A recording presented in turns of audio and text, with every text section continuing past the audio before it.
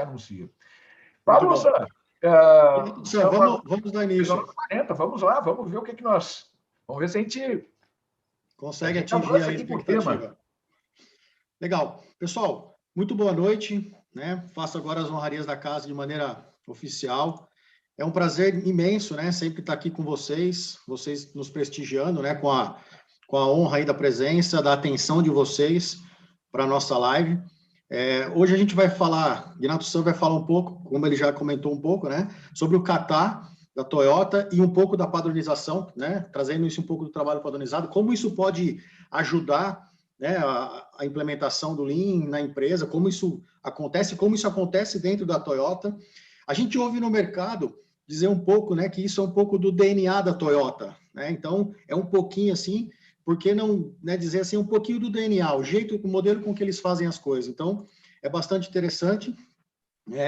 Mais uma vez, como sempre, né, peço a vocês que a gente tem aqui abaixo o chat, então podem trazer, por favor, né, perguntas, dúvidas ao longo aí da live, a gente vai estar isso respondendo mais para o final da live, mas ao longo da live a gente vai estar interagindo, então é interessante que vocês tragam dúvidas, alguns questionamentos, para a gente estar fazendo, e como o Guinato falou, aqui não é o intuito de ser uma aula, sim, um bate-papo, né, descontraído, para que a gente possa aí trocar ideias, trocar um aprendizado, ok? Guinato San, a palavra é sua, uma boa live para todos nós. Excelente, muito obrigado, Pablo San. Boa noite, uma vez mais, a todos os meus amigos, amigas, outros colegas, militantes na área de gestão de operações Lean. Satisfação enorme estar de volta com vocês aqui e maior satisfação ainda é merecer a atenção de vocês, interesse no tema, né? Bom, me ajuda, Pablo San, confirmando se a minha compartilhamento de tela está ok. Sim, Guinato San. Aparecendo aí, perfeito. Então, tá bom. Eu vou usar, como eu disse a vocês todos, eu vou usar esse roteiro, um roteiro que talvez tenha líquido, um pouco menos de 30 slides, 2 dúzias de slides, e eu vou orientar a minha fala a partir daqui. Deixa eu ver. Bom, vamos avançando então aqui. Eu apelidei, né, essa nosso bate-papo de essa tríade, né, kata, disciplina e padronização, como é que esses elementos se combinam. Eu vou tentar comentar a respeito, né, de como é que isso acontece na Toyota e nesse ambiente Lean. Só que faz parte do material, uma apresentação, um sumário aqui do meu background, isso está lá, depois vocês, quem tiver interesse, quem não me conhecer, ainda tem o convite aí, está feito o convite para dar uma olhada, enfim, nesse perfil típico aí dos nossos consultores. Bom, avançando um pouquinho, então, sim, claro, não posso perder a oportunidade de fazer respeitosamente o jabá. Nós estamos completando quase 20 anos, né, de existência enquanto empresa de consultoria. Eu sou o fundador da Leanway Consulting, atual CEO da Leanway Consulting e também consultor sênior da Leanway Consulting. E, orgulhosamente, eu pontuo também que eu e colegas da Leanway Consulting integramos o time de consultores da Hirayama Consulting, nossa parceira de consultoria baseada em Tóquio, com quem nós temos um convênio de cooperação tecnológica, somos parceiros, né? Representamos eles, sobretudo, em projetos aqui nas Américas. Antes da pandemia, estávamos envolvidos em um projeto muito, muito importante, um projeto global, de um cliente da Hirayama global, e coube a nós representá-los, atuar como consultores Hirayama nesse projeto no México. Devemos retomar, então logo a pandemia fique para trás. Bom, então aqui um pouquinho do portfólio, né? Nós atuamos em 40 segmentos nesses últimos 20 anos, mais de 100 clientes, mais de 300 projetos nesses mais de 100 clientes em todas as regiões do país e 13 países além do Brasil. Bom, vamos começar, então, explorando um dos primeiros elementos aqui desse nosso bate-papo, que é o kata. Eu só vou fazer o seguinte, eu tenho que só ver se eu consigo eliminar ou minimizar tem uma tarja aqui sobre o meu... tá aqui, vou colocar aqui embaixo, talvez fique melhor. Só um instantinho. Só, gente. Eu estou tentando tirar da frente aqui, porque ele está incomodando um pouquinho aqui a minha projeção. Vamos ver. do lado aqui. Tá, ok, melhorou.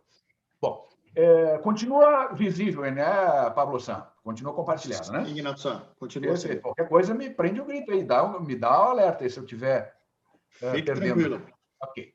Então, vamos a algumas definições. O que é kata? Kata é uma palavra, obviamente, japonesa, né?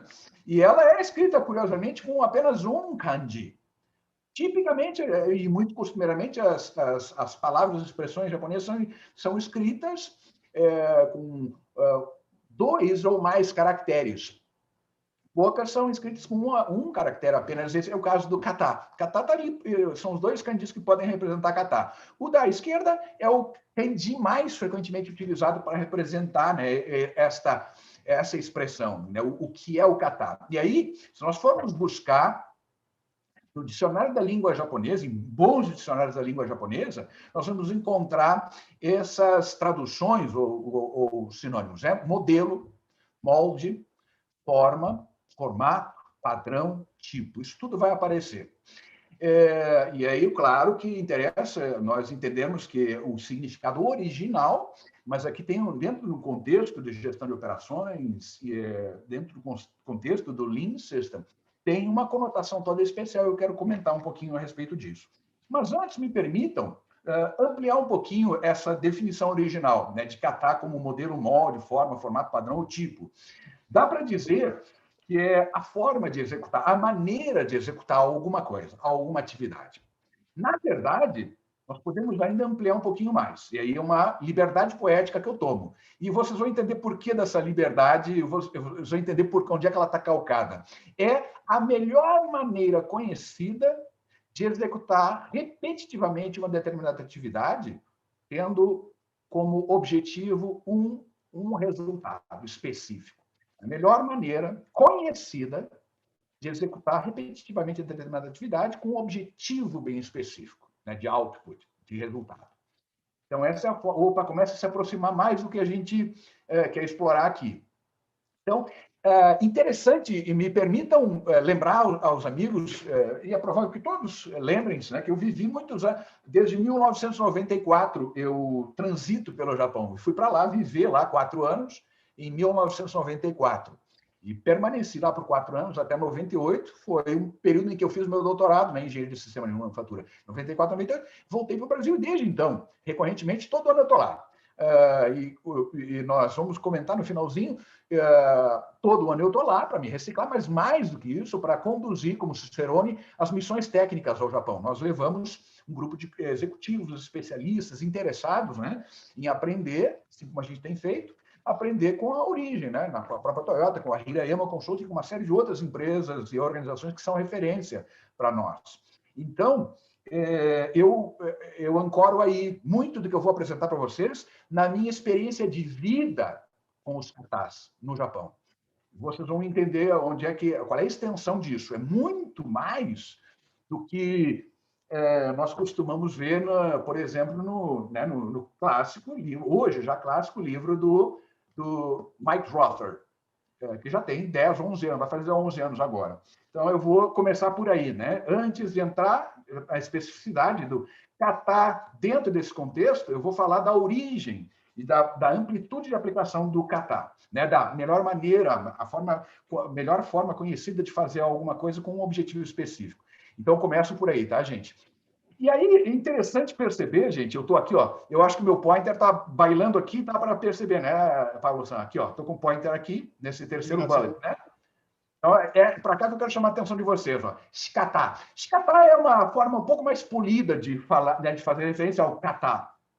Então, shikata é uma expressão comum no vocabulário e nas vidas das pessoas no Japão, dos japoneses, né? Então, de forma que, não havendo um shikata para alguma situação, é uma sinuca de bico, me desculpem a linguagem simplória.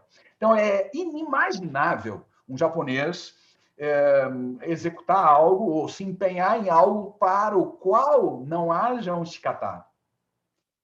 Então, isso é muito importante, vocês vão ver na sequência, eu vou explorar melhor isso. Então, o shikata, o kata, a forma de fazer algo, de se comportar, de pensar, é está profundamente vinculada à regata na cultura, no mindset japonês.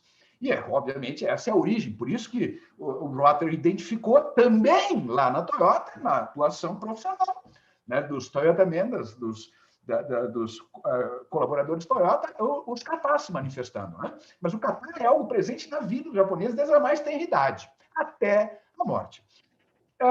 De tal maneira que o fazer certo é tão relevante que, e aí observem aqui o que está posto aqui, ó, fazer a coisa da maneira correta é, via de regra, mais importante e mais valorizado do que fazer a coisa certa.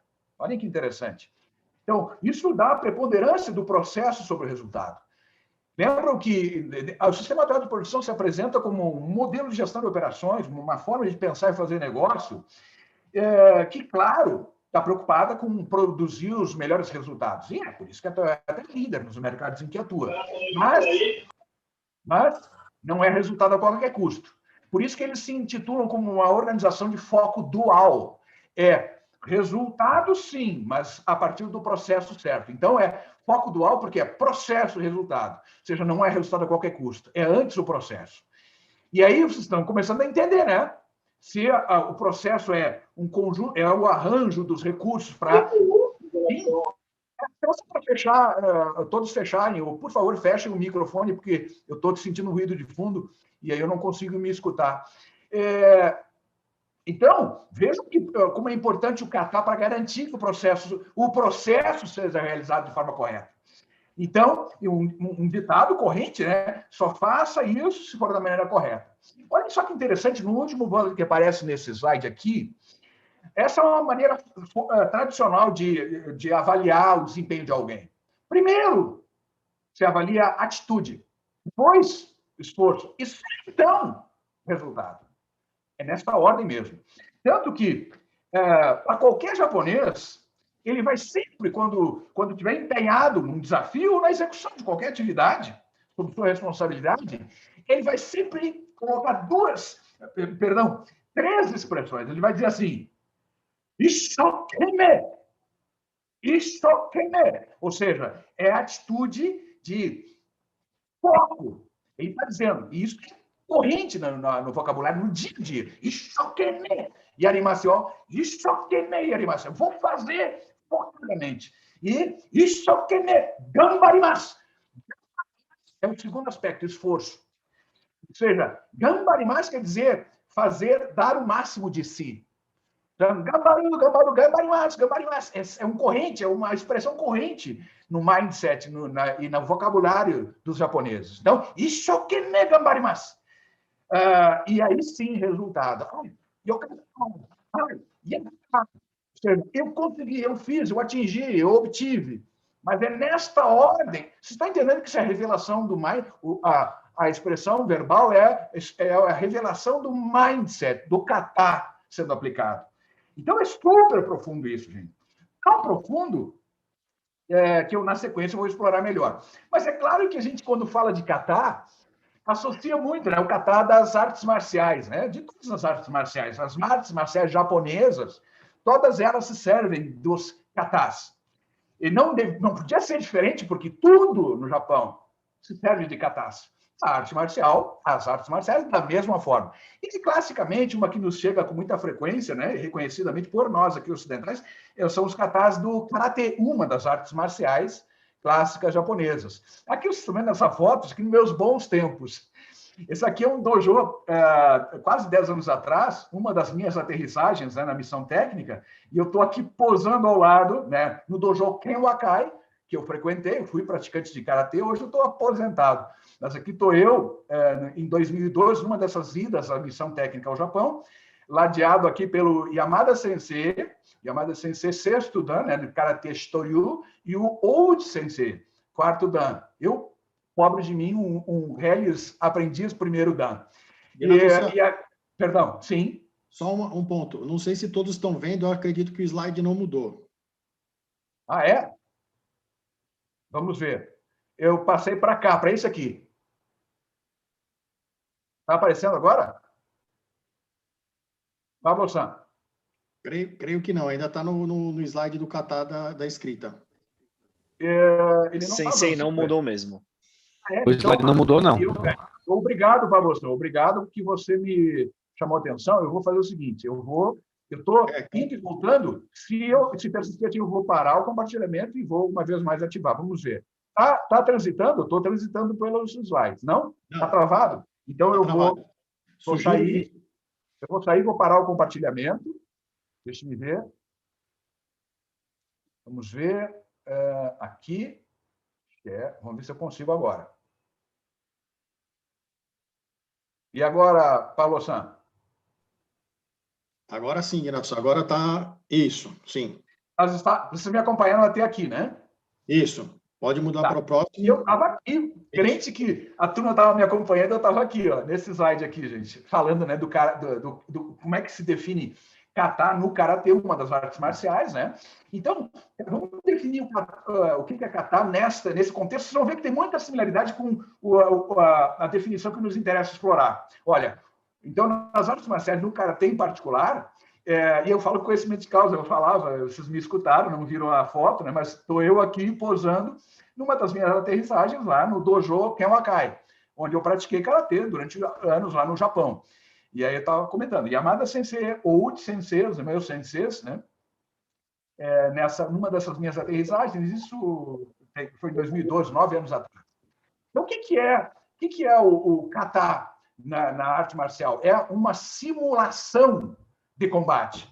É uma simulação de combate na qual uma sequência rigorosíssima de movimentos é realizada, movimentos esses de ataque e defesa, obviamente, arte marcial, que se executa individual ou combinadamente, em duo ou trio, cujo objetivo é, pela repetição, desenvolver um condicionamento físico e psicológico, de forma que esses movimentos eles sejam realizados ao cabo dessas infindáveis repetições, quase que automaticamente e num nível de perfeição extrema.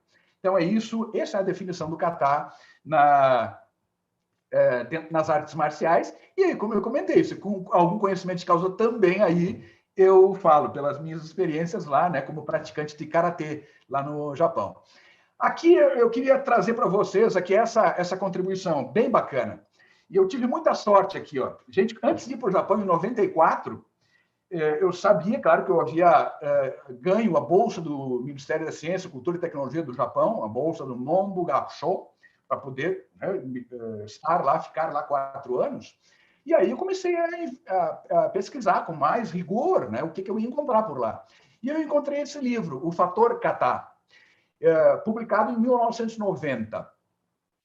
O Fator Kata fala, e já, vocês estão vendo aqui a capa, é a capa dele, eu tirei foto da capa do livro que eu tenho até hoje, um livro que eu comprei em 1991, ou seja, eu li esta obra, aquela coitadinha, ela está bem surradinha, mas eu li essa obra 30 anos atrás, antes de ir para o Japão.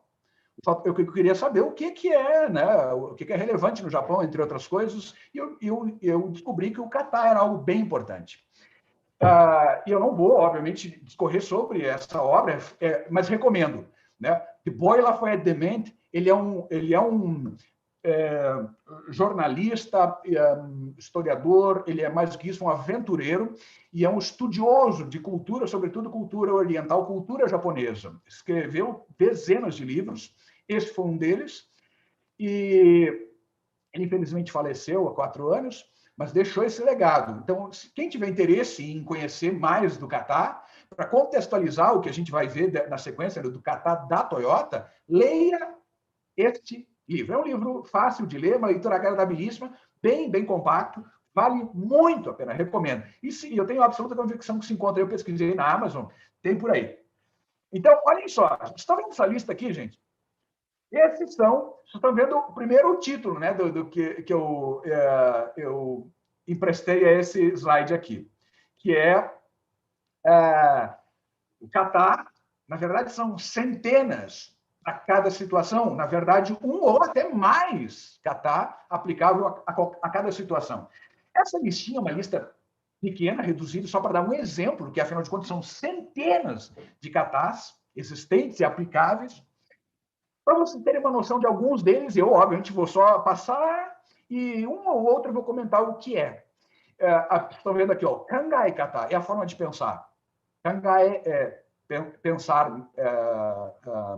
raciocinar. Então, Kangai Kata. Hanashikata, a forma de falar. Existem formas de falar dependendo de quem é o teu interlocutor. O Yomikata, a forma de ler, também existe forma diferente de ler. Né? Inclusive em termos de formato, da esquerda para a direita, de cima para baixo, da direita para a esquerda, de cima para baixo, da esquerda para a direita, de baixo para cima, de cima para baixo, enfim. Então, isso é o Yomikata. O Tabekata, a maneira de comer. A maneira de comer com, por exemplo, talheres, a maneira de comer com hashi. O kakita, a forma de escrever.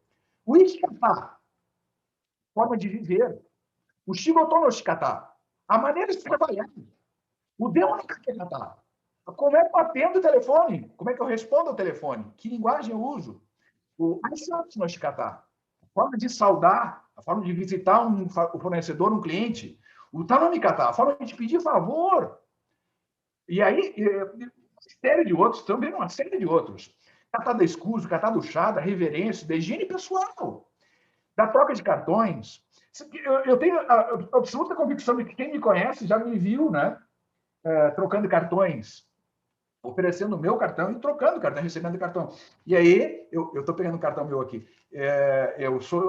O cacuete que eu peguei, né? Obviamente, peguei cacuete de vários desses catástroves, vários deles.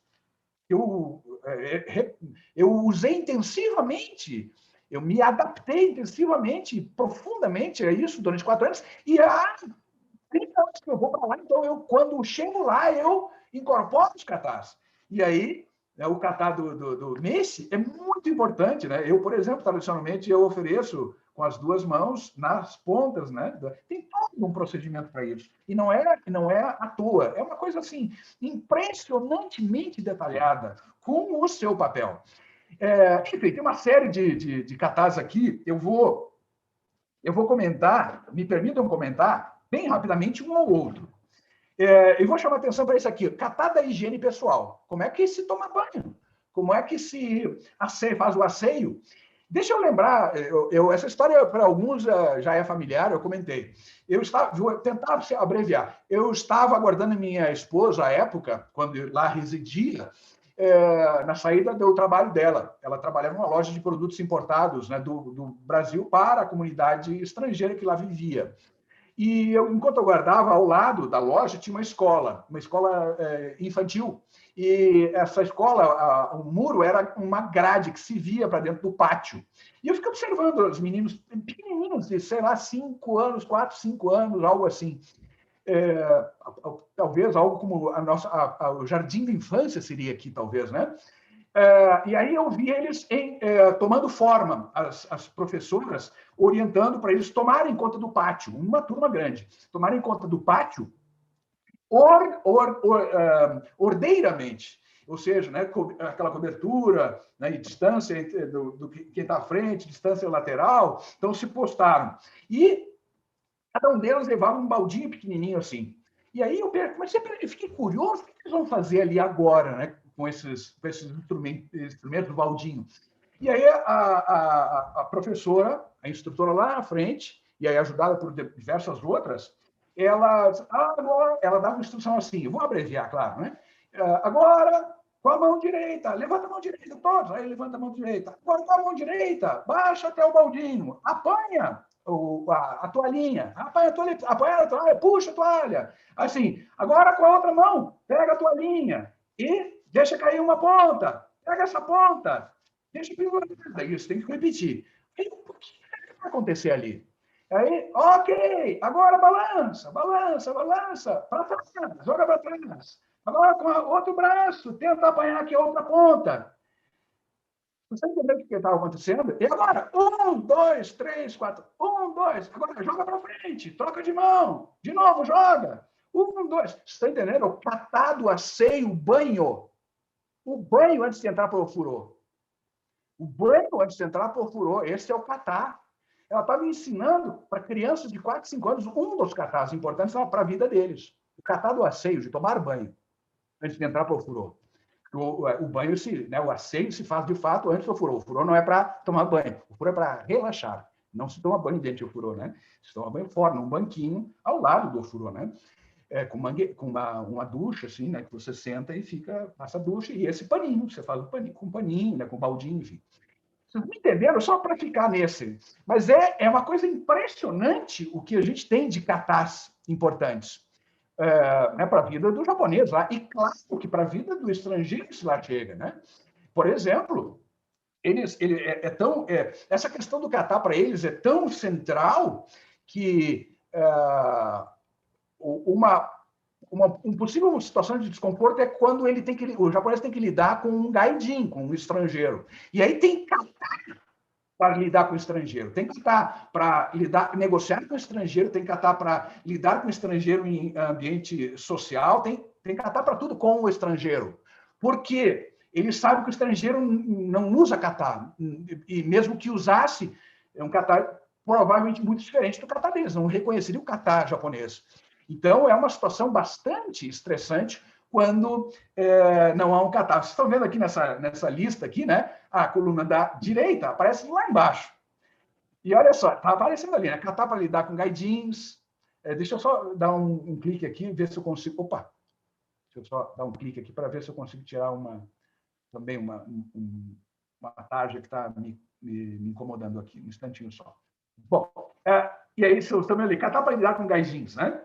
Lá por cima, só vendo o que está aparecendo ali, ó, kata da rendição. Estão vendo ali, kata da rendição?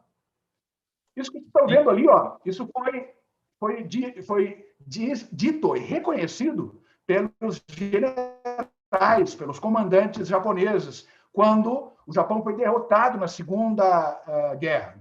Né? Bomba de Hiroshima e Nagasaki. Eles demoraram vários dias para efetivamente entregar as armas, né, apresentar a rendição. Porque não havia um kata para rendição. Vocês acreditam nisso? Não sabemos como nos render. Como é que faz? Imaginamos passar por isso. Aí, e quando um japonês enfrenta uma situação como essa, ele vai dizer o que está posto lá na última, em vermelho ali, ó. Shikata ganai! Shikata ganai! Assim, não há uma forma de fazer. Shikata ganai! Nai é não há, não existe. Então, shikata ganai.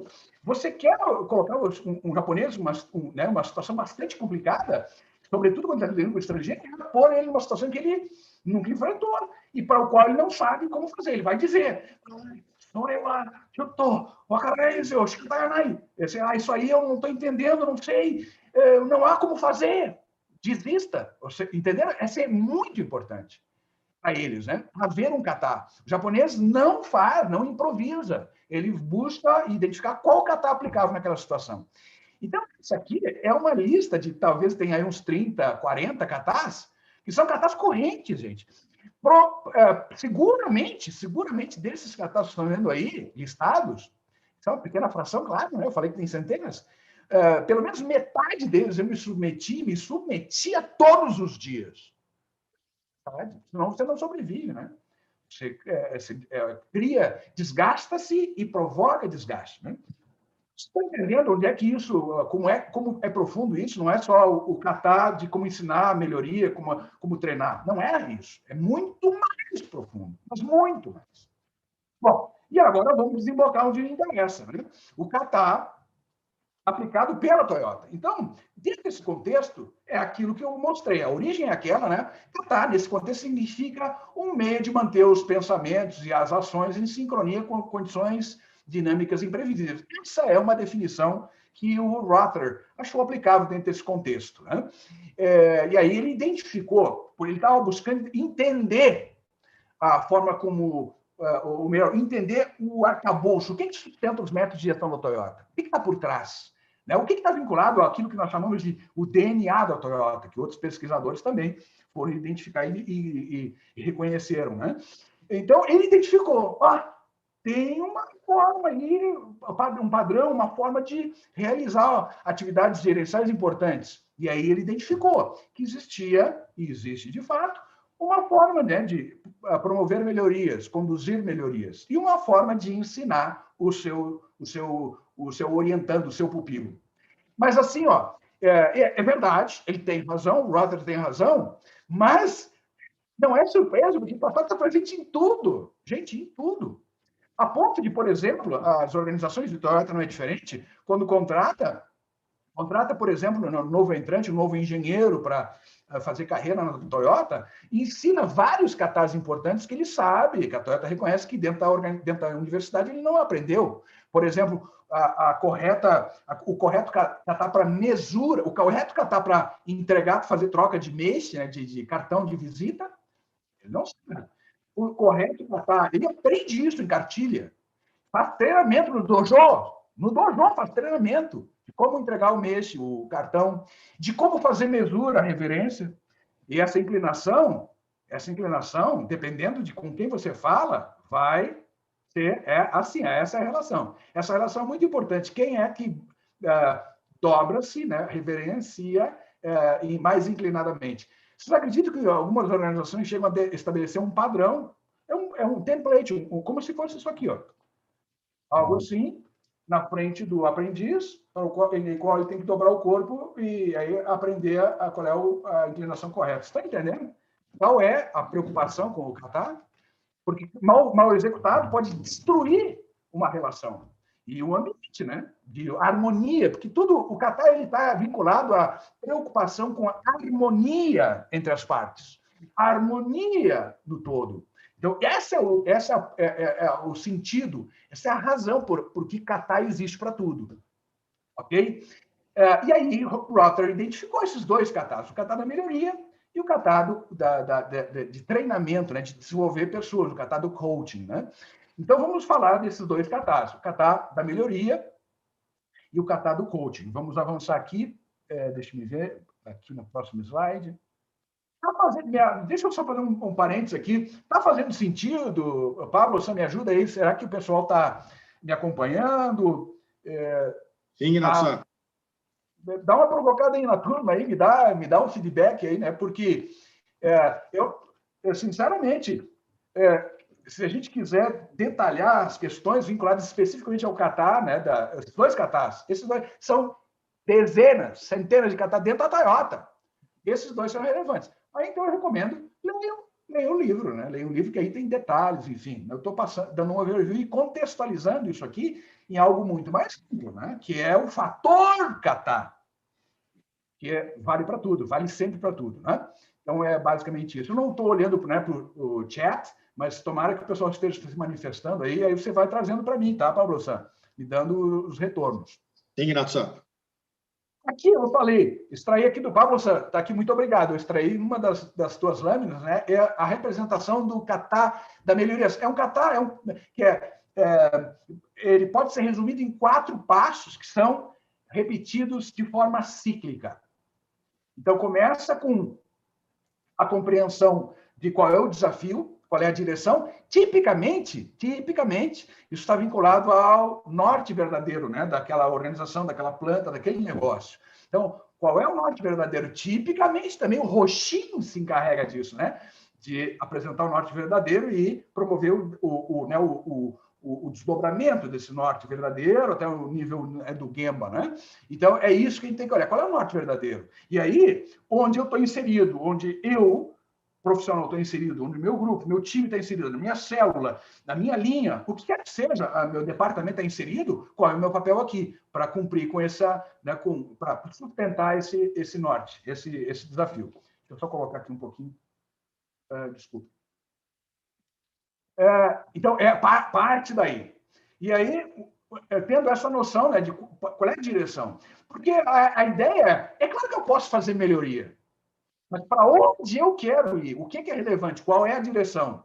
Eu posso, de uma condição não favorável, eu posso sair dessa condição não favorável, né? Por exemplo, estou no centro desse círculo aqui, numa condição desfavorável. Eu posso sair dela. Teoricamente, estou melhorando na medida que eu me afasto de uma condição desfavorável. Me afastei, melhorei. Mas para que lado eu vou? Então, óbvio que eu tenho que orientar a saída, né, em direção a uma condição melhor, em direção ao norte verdadeiro. Por isso começa-se por aí. Então, agora sim, eu vou me debruçar sobre minha condição atual. Eu vou buscar entender a condição atual. E aí, obviamente, remete-nos a o Genchi Genbutsu. Vou lá ver, investigar, vou lá sentir por mim mesmo. Eu vou lá ver, vou investigar a situação no Gemba, onde quer que o Gemba esteja. Né? No chão de fábrica, na linha de montagem, numa cabine de pintura, num escritório de projeto, no campo de prova, não interessa onde seja. E o Gemba, a situação pode estar se apresentando em qualquer desses ambientes. E esses ambientes são o Gemba. Né? Então, eu preciso ir lá. Com que propósito? Né? Genchi Genbutsu é isso. Né? Genchi é Gemba, é o sinônimo de Gemba, né? Genchi é o lugar real, o lugar hoje, agora, lugar neste momento, onde a coisa está acontecendo, onde o Genbutsu está presente, está se manifestando. O Genbutsu é a coisa real, física, né? Então, Genchi Genbutsu é isso, é lugar real, coisa real. Vá lá sentir por você mesmo, né? Onde as coisas estão acontecendo. O que você quer com esse processo? Você quer se capturar, quer se apoderar do que os japoneses chamam de genjitsu. Genjitsu são os fatos, é o resultado dessa ocorrência de algo eventualmente anormal acontecendo, se manifestando lá no Gemba com o Genbutsu. Então, o que eu quero é isso, eu quero me apoderar da situação, entender profundamente essa situação, ou seja, capturando fatos que me permitam interpretar o que está acontecendo. Isso é fundamental. E aí, claro, uma vez que eu interpretei, identifiquei as ocorrências, faço um mergulho no sentido, né, de identificar a situação, o problema, fazer análise causa-efeito, enfim, eu estabeleço uma próxima condição objetivo, condição-alvo. E aí, esse processo ele é iterativo. Eu vou evoluindo, na medida em que eu vou alcançando esse próximo alvo, essa condição-alvo, eu promovo uma nova iteração, porque não esqueçamos, nós precisamos olhar para o desafio. Onde é que está o norte verdadeiro? A condição-alvo já nos levou lá? Ainda não. Então, mais uma iteração, mais um ciclo. Por isso que esse ciclo de melhoria segue esse padrão. O Kaizen de melhoria segue esse padrão cíclico, porque ele está sempre pulando de condição-alvo atingida para a próxima condição-alvo. Condição-alvo atingida para a próxima condição-alvo. Então, é isso, né? Por isso que aparece essa representação simplificada assim, dessa maneira. E aí, obviamente que eu vou, como eu disse há pouco, né? Identifico qual é o norte verdadeiro, mas, por vezes, o norte verdadeiro está expresso de forma, para a operação, muito vaga, muito distante. E aí, obviamente, fica muito difícil você estabelecer um plano para chegar lá, algo que eventualmente vai ser atingido, alcançado, mas que vai requerer uma trajetória longa, ao longo do tempo, e um grande empenho de recursos e esforços. Né? Então, é aí que entra a ideia de estabelecer condição-alvo, condições-alvo, ao longo dessa trajetória, até chegarmos lá, né, na condição desafio, né, no estado, no norte verdadeiro. Então, aí é onde nós estabelecemos, para atingir lá, né, o estado futuro, a visão, o desafio que está posto lá na frente, eu vou estabelecendo, identifiquei a condição atual, a condição de partida, e aí eu estabeleço condição-alvo e é como se eu tivesse realmente, esse desenho aqui é feliz, né? Como se eu estivesse subindo uma escadaria, step by step, ou como aqui está posto, né? Também capturado lá do material do Pablo San, eu quero chegar lá no topo do Everest, eu estou aqui embaixo, então eu preciso identificar qual é o caminho, e eu vou programar, vou projetar todos os detalhes desse caminho, dessa chegada, para esses estágios, né? Da condição inicial para a condição alvo 1, que é o acampamento número 1, a 6.000 metros. Depois, dali, essa condição alvo 1, uma vez atingida, é a condição inicial. Rodo novamente o PDCA, e aí faço uma nova programação para a condição alvo 2, uma vez atingida, torna-se a condição inicial, rodo mais uma vez o PDCA, e eu construo um plano para chegar no alvo 3, até que isso vai me levando, né? Essas iterações vão me levando a chegar no norte verdadeiro, lá em cima no desafio, né? E aí, claro, nós vamos começar a ver agora, em seguida, falar sobre o papel, né? Essa dupla, né? Esse dual aqui, mentor e pupilo, né? Ou seja, o sensei e o seto, senpai, kohai, são expressões muito correntes. Aliás, na Toyota, todos na Toyota têm um mentor. E este mentor, via de regra, nesse contexto, a gente, e na Leanway nós temos essa mesma estrutura, né? É a relação senpai-kohai. Senpai é o sênior, o kohai é o júnior, algo assim, não exatamente bem traduzido, mas imaginem isso, é aquele mais experiente, então o senpai é aquele mais experiente, responsável pelo desenvolvimento daquele menos experiente do júnior, né? Do kohai. Então, sempre vai estabelecer essa relação, e essa relação dura a vida inteira. É impressionante. Eu, lá no Japão, eu frequentei vários ambientes, né? Imagina, em 1994 eu fui para lá, gente. E aí a mim foi designado nesses vários ambientes. Então, na Universidade de Tohoku, na Universidade de Kobe, no Dojo Karate-ken Wakai, várias outras instâncias que eu frequentei, grupos que eu frequentei, a mim foi designado, em desses ambientes, um senpai, que era responsável por me ajudar a me desenvolver.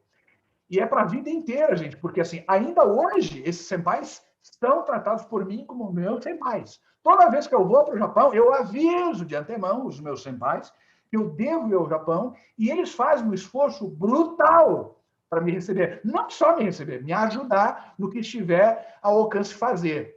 Por exemplo, os meus senpais, o Sua-san, que é o professor doutor da Universidade de Setsunan, era um ano mais, estava um ano à frente no doutorado. Ele é meu senpai até hoje. Então, quando anuncio que vou para lá, toda vez nós nos encontramos, toda vez eu interajo, dou palestra, aula, participo de workshops, seminários na Universidade de Setsunan, a convite dele. Ele abre portas para organizações que ele tem contatos. Toda vez que eu vou para lá, eu informo o meu sensei, meu Dai, a gente chama de Dai Senpai. O Dai Senpai, o Super Senpai, né? O Super Sênior, que é o meu orientador do doutorado, Fuji Sensei. Eu aviso o Fuji Sensei me recebe e abre as portas, enfim. É assim, é uma obrigação deles, mas uma obrigação genuína, vamos dizer assim, e que implica em certo orgulho de ser e exercer o papel de senpai. É um negócio muito profundo. E assim, isso sustenta, né, esses mecanismos todos, né, de mentoria, de aplicação de kata. Ok, gente? Então, nós vamos falar um pouquinho disso também, tem tudo a ver. Os katas, eles são exatamente para essa dupla, né, senpai kohai, sensei seto. Então, falando um pouquinho, né, dessa questão, onde vai se inserir esses katas, sobretudo o kata de desenvolver, o kata de coaching, né? Então, este pesquisador do MIT, professor do MIT, estabeleceu essa relação para a cultura, né, sobretudo a cultura organizacional. São 3 elementos que respondem pela cultura. A gente pode, assim, identificá-los. Pressupostos básicos estão lá na base, né? A cultura, a crença, pressupostos, são as crenças que são consideradas adquiridas em relação à empresa e a forma como eles pensam e acreditam nas coisas. Os valores estão no nível intermediário, normas, atitudes, e a forma como eu faço as coisas. O que a gente faz? A gente chama de artefatos, né? Os elementos que a gente aplica no dia a dia para cumprir com as nossas responsabilidades e funções. Aqui, gente, quando eu quero promover mudança né, no mindset, e é o que nós todos queremos quando se fala de implementar, né, o Lean System, né, o lapidar o modelo de gestão vigente à luz do Lean System. Tudo que a gente quer é chegar nesse nível, lá nesse nível. Não só implementar o Rijunka, não só implementar o Mieruka, o trabalho padronizado, não é isso, são construtos. Mas eu quero ancorá-los de forma que eu aumente a chance de perenidade e de efetiva aplicação. Eu só consigo isso se eu chegar a transformar crenças, pressupostos, paradigmas. E o caminho é sempre de cima para baixo. de cima para baixo. Eu ensino, por isso o kata é muito importante, eu ensino, eu transmito, eu transfiro todo o conhecimento para fazer da melhor maneira possível a coisa, o que quer que seja, né, dessa nova forma de fazer, e isso vai promovendo, uma vez dominado, vai promovendo mudanças, né, nas normas, nas regras, e que paulatinamente vai promovendo mudança na forma como as pessoas pensam a respeito, né, de tudo. Então, o kata tem importância extrema em perseguir, né, a implementação neste grau, neste nível, ok, gente? Então, é muito importante, né? Aqui aparece a importância do kata em todos os níveis, né? Mas a gente sempre começa, né, no kata operacional, aquilo como a gente vai ensinar a fazer diferente agora, melhor. E tem o kata de coaching, né, que se insere nesse contexto aqui. Vou passar um instantinho, deixa eu só ver se eu não puxei aqui. Ah, ok. Bem rapidamente, só para resgatar um pouquinho, né? Então, o kata de melhoria é buscar transformar algo, uma situação desfavorável, em direção ao desafio, o norte verdadeiro, step by step, em pequenos ciclos, né? Pequenos ciclos que se repetem, se repetem, se repetem. E o kata do coaching é ensinar, dentre os katas, ensinar o kata da melhoria. O kata de coaching, o Rother identificou, o kata de coaching está preocupado em garantir que todos apliquem o kata da melhoria. Não só isso. Não só isso. Apliquem todos os katas importantes para a perfeita inserção nesse contexto. Estão me entendendo? A relação que Rother identificou está correta. O kata de coaching ele é aplicado para que todos saibam se comportar, identificar anormalidades, atuar nesse sentido, fazer kaizen. É verdade, mas é o mentor, ou coach, né, o senpai, o líder, ele está sempre preocupado em aplicar kata para ensinar a adquirir essas práticas, qualquer que seja a instância, qualquer que seja o kata, ok? E aqui como eles se relacionam, como o Rother identificou essa relação kata de melhoria e kata de coaching, né? Então, o kata da melhoria, ele tem essas etapas, conforme nós falamos, né? Compreender qual é o norte verdadeiro, onde é que está o norte verdadeiro, para onde é que ele está apontando, né? O desafio, e mergulhar, fazer o Genchi Genbutsu, capturar o Genjitsu, né?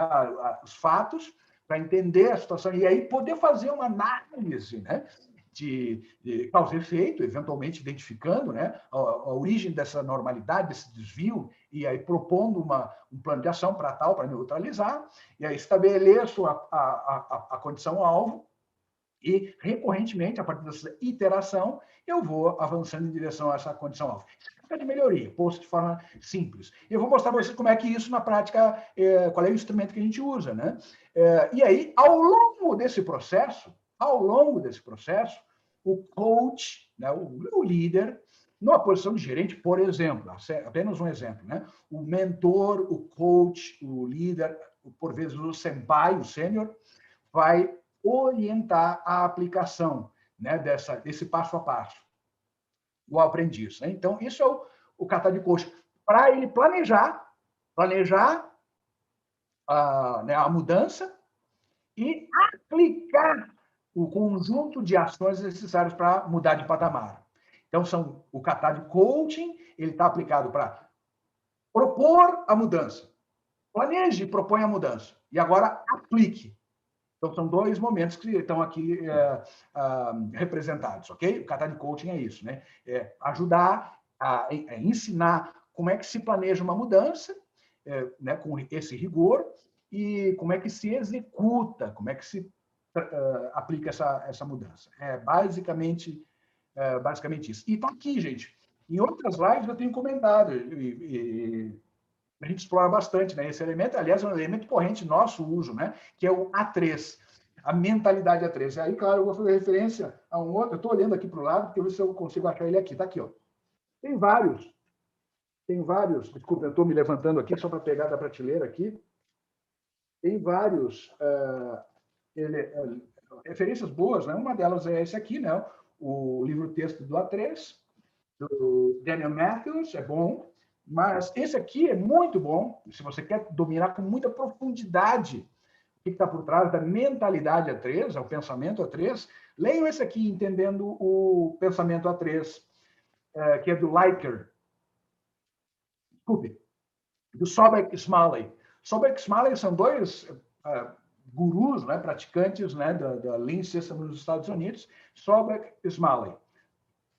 Leiam, que vale muito a pena. Também, uma leitura leve, rápida, compacta, vale muito a pena. Eu recomendo pensar e leiam esse Entendendo o Pensamento A3. E aqui aparece. O Pensamento A3, aqui está posto para vocês, para a gente compartilhar, um formulário, mas o formulário é uma expressão, uma forma de materializar esse mindset, né, esse pensamento. É o PDCA aplicado em todas as situações. E, tipicamente, em 3 clássicas situações que a gente enfrenta no dia a dia.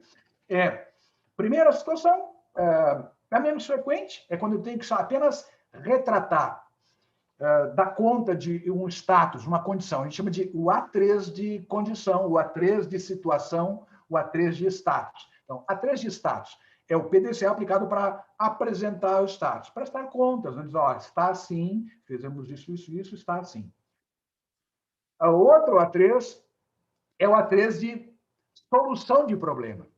É o PDCA também, mas aí a gente entra, é exatamente o A3 para tirar um retrato da situação, problema, e aí mergulhar, identificar o problema com precisão, com rigor, e mergulhar, fazer um deep dive na análise do problema, buscar identificar a causa raiz e fazer as escolhas, priorização, escolhas de causas importantes e prioritárias e atuar sobre elas, né? E reportando isso. Então, é o clássico A3 para a solução de problemas. E o terceiro A3 é o A3 para proposta, A3 de melhoria, A3 de proposta, A3 de mudança. É o A3 onde eu proponho melhoria. Então, esses A3, e sobretudo esse A3 de proposta, é o A3 que o mentor vai usar com muita frequência para orientar o pupilo. E essa aqui é uma possível e clássica estrutura para esse A3. Então, eu tenho o tema e o business case. Do que trata esse A3? Por que a gente está fazendo esse A3? Começa por aí, né? Situa. Depois, traz para cá o extrato, o sumário da condição atual ou condição inicial, descreve, né, com base naquele mergulho no Genji Genbutsu, traz o Genjitsu, traz os dados de fato, e apresenta isso de forma objetiva, politizada, com a preocupação, claro, aspectos qualitativos podem estar aqui, não há problema nenhum, mas muito esforço para quantificar e de forma que você consiga mensurar a evolução né, buscar no estado futuro.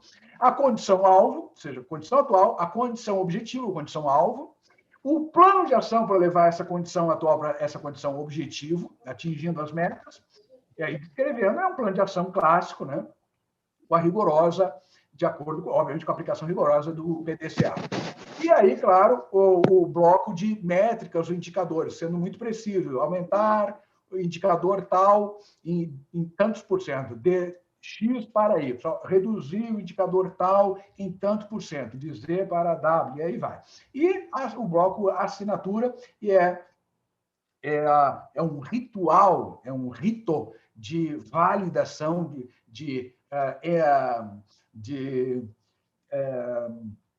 vamos dizer assim, alinhamento entre todos os envolvidos. Isso resulta de algo que a gente aqui não vai falar, mas é um kata também, é o kata do Nemawashi, o kata de alinhamento, que é, via de regra, realizado informalmente, mas é muito importante. Muitos de vocês já me ouviram falar do Nemawashi.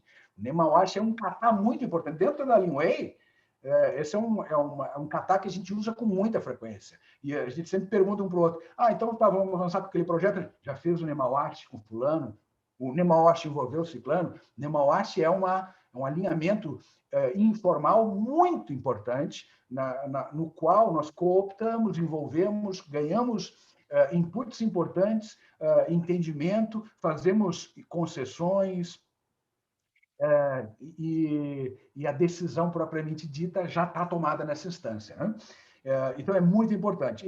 A assinatura é uma expressão disso. Né? A formalização é o fechamento de um rito que está por trás, e ele é o Nemawashi. Né? Queria comentar bem rapidamente aqui, muitos de vocês já me viram falar sobre o moto da Toyota. Né? Um dos motos da Toyota, tem vários. Esse é um dos mais importantes, se não o mais importante. Né?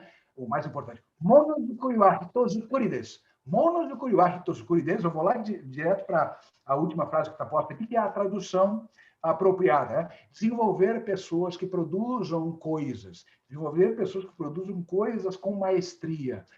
Produzir com maestria é o monozukuri. Nihon no monozukuri. Nihon no monozukuri é a maestria da fabricação, da manufatura japonesa. Então, é isso, né? O monozukuri japonês, a maestria na fabricação, produção, vem do desenvolvimento com maestria de pessoas. Tanto que uma das expressões é a Toyota conquista patamar superior de desempenho porque realmente produz resultados extraordinários com pessoas normais. Eu acho que eu vou passar um pouquinho aceleradamente por aqui para poder fazer referência, senão eu abrevio demais a parte final da padronização. Aqui, gente, eu queria apenas comentar que, muito frequentemente, quando a gente vê que algo não saiu exatamente de acordo com o planejado, num processo de transformação, de mudança, enfim, ou seja, eu não tive o resultado esperado, não posso caracterizar como sucesso, né, o fracassei ou o deu errado, muito frequentemente eu associo o descumprimento de um padrão. É uma nova forma de fazer as coisas, não saiu de acordo, por isso fracassou. E aí nós associamos isso à falta de disciplina, sobretudo aqui no Brasil. E eu não vou me alongar aqui, mas isso eu exploro bastante num workshop específico, né, que é Lean Leadership, Cultura e Liderança Lean. Esse é um grande equívoco de interpretação. Grande equívoco por conta, né, de uma interpretação muito superficial. Na verdade, os fracassos, né, eles passam, sim, pelo descumprimento do padrão, mas na origem não é a falta de disciplina, porque, via de regra, as pessoas querem fazer bem feito. Essa é a grande esmagadora maioria de quem está tentando desempenhar o seu trabalho. Na origem, nós temos falha lá embaixo, onde vocês estão vendo aqui, ó. O líder, o instrutor e o aprendiz, essa relação ela não é bem conduzida. Na Toyota, isso é rigorosíssimo, né? Ou seja, tanto que a função principal dos líderes é desenvolver o seu time, né? Aqueles que estão sob sua responsabilidade. Isso é o mais importante. Então, há um esforço muito grande de saber fazer isso, desenvolver. Tem um método muito robusto para isso, quatro elementos, eu vou mostrar na sequência. Então, a partir do qual o instrutor ele faz um esforço brutal para dar pleno e total entendimento do que é que se pretende com a nova forma de fazer as coisas. Uma vez que isso é alcançado, eu dou a condição deste aprendiz dominar profundamente a nova forma de fazer. De maneira que, tendo esse domínio pleno e absoluto, ele vai adquirir uma confiança extrema nessa nova forma de fazer as coisas. Se ele confia, violenta extremamente, a ponto de dizer, como é que eu fazia diferente no passado? É assim que tem que ser feito mesmo. Isso garante cumprimento ao padrão. Quando esse descolamento acontece, é porque não há confiança, não é falta de disciplina. Não há confiança no método. Então, há uma forma de fazer, de cumprir, e volta para o método anterior, porque aquilo havia domínio e confiança. Nesse novo método, alguma coisa faltou no entendimento, no domínio, e, portanto, não há confiança. Então, isso aqui é muito importante. Não vou me estender aqui, mas é central e nevrálgico. Central, gente. A gente precisa resgatar isso quando a gente fala de implementação, né, de mudanças de forma geral. E aí, disciplina, na verdade, para abreviar, olha só que interessante. A origem da palavra discípulos é aquele que aprende, do verbo dissere, aprender. Então, disciplina tem a ver com aprender. Então, disciplina significa ensino e educação que um discípulo recebe do mestre ou obediência às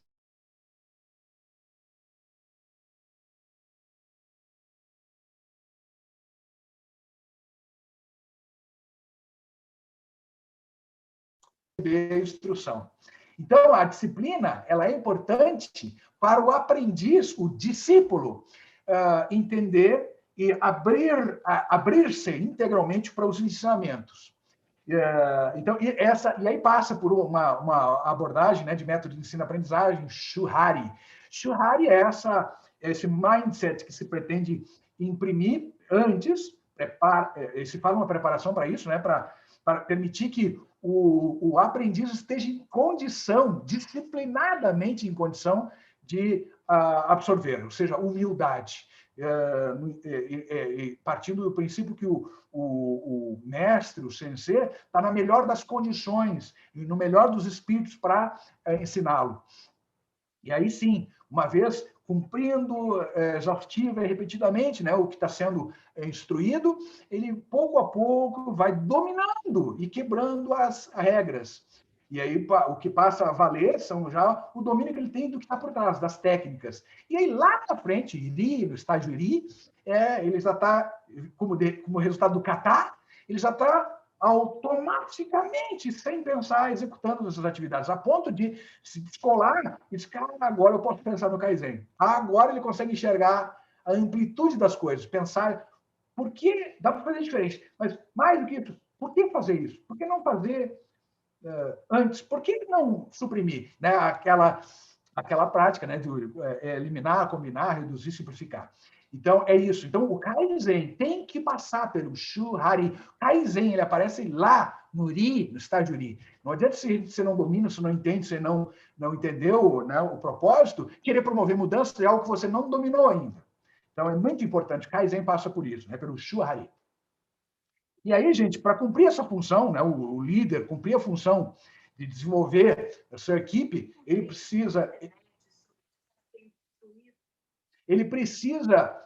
dominar e aplicar esses 4 elementos. O método de ensino, que é o Job Instruction, a instrução de trabalho do TWI. Então, são 4 passos, né, para ensinar como é que algo novo vai ser ensinado, né, ao aprendiz.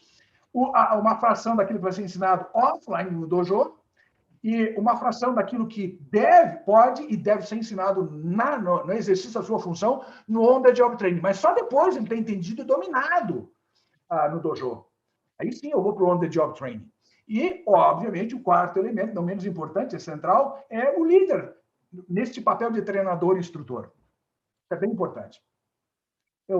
Aqui é apenas uma ilustração, né? Não vou me ater aqui, uma ilustração desses 4 passos do primeiro elemento, né, a serviço do líder, que é a instrução de trabalho, como é que ele ensina. Então, há todo um rigor que o DWI já ensinou a nós todos aí há 70 anos, gente. Né? Preparar o aprendiz, o local, apresentar a operação detalhada. Tem um passo a passo para isso, eu estou aqui apenas de forma muito geral apresentando, experimentar fazendo, acompanhar, enfim. Então, essa é a instrução do trabalho. Isso, obviamente, tem um detalhamento e tem vinculação, por isso que está posto aqui nessa coluna, segunda coluna, o PDCA. É literalmente preparação, apresentação, aplicação e teste, literalmente o PDCA. Eu lembro, eu ia passar batido, mas vou voltar aqui, ó. Se o aprendiz não aprendeu, o instrutor não ensinou. A ponto de, quando um descolamento na execução acontece, muito frequentemente o team leader volta para o dojo, porque algo no desenvolvimento do aprendiz não fluiu adequadamente. Talvez o instrutor precisa reciclar, precisa verificar o que no método de instrução dele, de ensino dele, está faltando, para evitar que o aprendiz cometa, né, os erros que foram identificados, por exemplo. Eu vou passar aqui, eu não vou explorar, porque senão me sobra pouco tempo para falar sobre as questões vinculadas à padronização. Então, a questão, deixa eu só tirar isso aí, desenvolver pessoas, né, que é a função principal da liderança, não se resume só a ensinar o trabalho operacional, né? Montagem, soldagem, corte, dobra, enfim, embalagem, não é só isso. Claro, isso sim, sem dúvida, mas envolve muito mais do que apenas o trabalho operacional. Envolve ensinar a seguir e melhorar os padrões, envolve ensinar a resolver o problema, está aí, ó, o kata da melhoria, e envolve ensinar a trabalhar em equipe, como é que faz o nemawashi, como é que faz o ringi. Tem várias práticas, né, de atuação em equipe. Isso se ensina. E essa é uma função do líder, ensinar vários desses aspectos. A gente parece para a gente que o que tem que ser ensinado é o trabalho operacional. Não é só isso. O Rother trouxe para a gente o resultado da observação dele vinculado a isso, mas é muito mais do que isso. Então, os katas são aplicados em todos os níveis, estratégico, tático, operacional, por todos os líderes, em todos os níveis. E aí, tudo isso somado é que dá forma, né, à cultura da empresa. Né? Vou avançar aqui, desculpem. Eu queria falar um pouquinho sobre o trabalho padronizado, que está vinculadíssimo com a questão dos katas. Afinal de contas, né, como é que você ensina alguém? A partir do quê? E o trabalho padronizado, ele é a essência, né, do que há que ser ensinado. Então, vou trazer aqui, bem rapidamente, a definição clássica, né, do trabalho padronizado. Né? O trabalho padronizado descreve a forma mais eficaz de realizar o trabalho, a sequência das atividades, de forma que o operador possa atender o fluxo de trabalho, respeitando o balanceamento, né, onde ele está inserido, numa linha, numa célula de produção. 3 clássicos elementos aparecem no trabalho padronizado. Então, o tag time, dentro desse contexto, né, obviamente, demanda que manda, a sequência de atividades e o inventário em processo. Isso vale, sobretudo, quando eu estou falando de trabalho padronizado aplicado a operações manufatureiras, sobretudo operações em linhas ou células de manufatura. Os 4 elementos, ou melhor, os 4 passos para o trabalho padronizado. O trabalho padronizado não é uma instrução. Não é apenas isso. É também, mas não apenas isso. Então, os 4 grandes componentes de trabalho padronizado estão aqui postos, né? E não são obrigatórios todos eles, né? Se eu não tiver os 4, não tem trabalho padronizado. Não, depende muito das circunstâncias, e vamos ver se a gente consegue conversar um pouquinho a respeito disso. Mas os clássicos são folha de capacidade de produção, isso é uma avaliação se a célula-linha tem capacidade de cumprir, atender aquela demanda. A folha de combinação de operações, como é que eu vou alocar a mão de obra disponível em função do seu perfil multifuncional e em função do arranjo, né, de posição das máquinas e equipamentos. A folha de método de trabalho padronizado, que é a instrução específica, detalhada, né, de como realizar, e o gráfico de operações padronizada. Esse gráfico de operações padronizada me dá a noção clara de como é que eu estou alocando essa mão de obra, né, esse grupo, esse operador, essa pessoa, ou este grupo naquele circuito, naquela célula, naquela linha. Então, são esses 4 elementos. Eu vou só trazer aqui uma ilustração bem simplificada de cada um desses elementos. O primeiro deles, eu comentei, a folha de capacidade de produção. Deixa eu baixar aqui uma tarja aqui que está incomodando um pouquinho. Puxa vida, não sai daqui. Ok. A folha de capacidade de produção, bem rapidamente. Né? Então, o primeiro elemento do trabalho padronizado é onde eu, para uma linha, para uma célula, elenco as operações para fabricação ou para cumprir, né, com as etapas neste segmento de fluxo. Por exemplo, a alavanca de acionamento, que está posto aqui, essa alavanca de acionamento, para usinar o conjunto motor, eu preciso tornear, furar, fresar, rebaixo, tirar rebarba e assim vai. E aí, qual é o recurso? Qual é o tempo de operação manual para cada uma delas? Qual é o tempo máquina? O tempo total, naturalmente. Quantas peças eu vou realizar até que um setup seja realizado? Quanto tempo é o setup? Esses são números hipotéticos, não é, gente? Quanto tempo de setup? Quanto corresponde por unidade produzida a fração de setup? E aí eu tenho, com isso, eu consigo calcular para cada uma dessas máquinas, desses processos aqui, eu consigo calcular a capacidade. E aí eu faço isso, né, para cada uma delas, 318, 501, enfim, porque o que é isso, né? É tempo manual, tempo máquina, porque agora, vejam aqui, capacidade, eu preciso saber se esses recursos que eu estou usando aqui, não estou falando apenas de capacidade de operação manual, que é os recursos, essa célula vai servir de mão de obra e de máquina. Eu preciso saber se essa combinação de recursos dão conta de atender 285 unidades dia. Então, se eu tenho 285 unidades dia, eu vou multiplicar esses 285 pelo tempo requerido em cada uma desses estágios e vou identificar qual a capacidade máxima. Por exemplo, aqui eu listei e detalhei, destaquei em vermelho aqui apenas aquela que seria o potencial gargalo. Não é gargalo porque ele atende, né? Essa célula atende porque o potencial gargalo torneamento, ele ainda assim tem capacidade superior, então nós podemos sim, temos sinal verde para balancear, agora sim, balancear a mão de obra nessa célula. Ainda não entrei no balanceamento de mão de obra, só estou verificando capacidade para atender essa demanda de 285. Agora sim eu começo a trabalhar com recurso humano. Então, esse é um segundo elemento do trabalho padronizado. A folha de combinação de operações, o japonês chama de... Está aqui em japonês, claro, por curiosidade apenas, naturalmente, e aqui está em Romaji, né, em alfabeto romano. Né? Esse é o Hyojun Sagyo Kumiawase Hyo. O Hyojun Sagyo Kumiawase Hyo é a que a gente chama de... Tem várias outras traduções, né? Em português seria algo como folha de combinação de operações. É onde eu elenco para cada operador, isso é para cada um operador tem a sua folha. Não é todos os operadores aqui, cada operador tem a sua folha. Então, se este operador, Ginato, para essa célula, tem que produzir 137 peças, portanto, tech time de cuspir uma peça a cada 144 segundos, e eu vou alocar o Ginato, que está habilitado, está lá, o meu matriz de multifuncionalidade indicou que eu posso operar esses estágios. Então, eu vou pegar o material no pallet, eu vou furar o centro, eu vou chanfrar o lado esquerdo, o lado direito, o lado esquerdo, faço furo, e aí assim vai.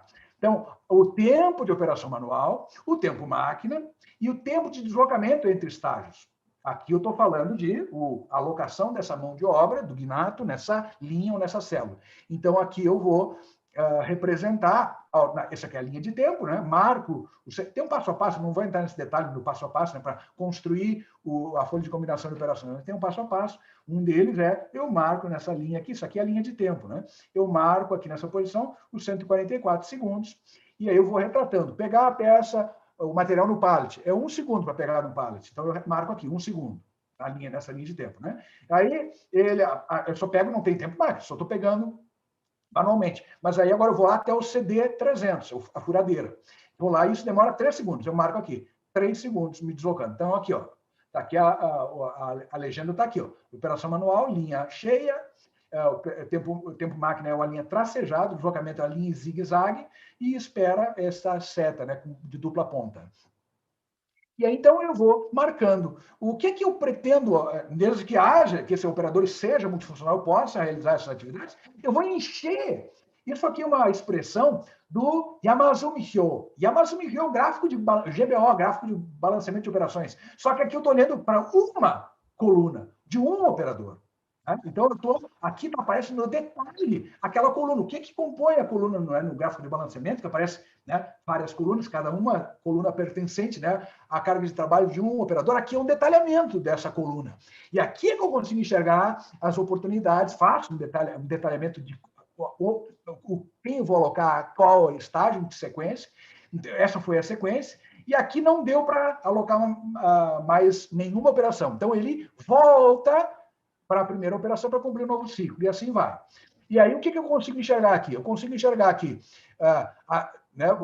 1 segundo, mais 3, aí mais 7 segundos alimentando a máquina, e a máquina rodou 80 segundos, parou, até que ele volte para o novo ciclo. Então, isso aqui é tempo de espera máquina, tempo de espera máquina, tempo de espera máquina. Então, isso me permite enxergar, o gráfico me permite enxergar esses tempos de espera das máquinas, né? Perda por espera da máquina, né? E a perda por espera do operador, porque ele terminou o ciclo e ele volta, caminha, até voltar para o pallet para iniciar um novo ciclo, pegando matéria-prima desse pallet, né? E seguindo o ciclo. Então, esse é o propósito da folha de combinação de operações, onde eu detalho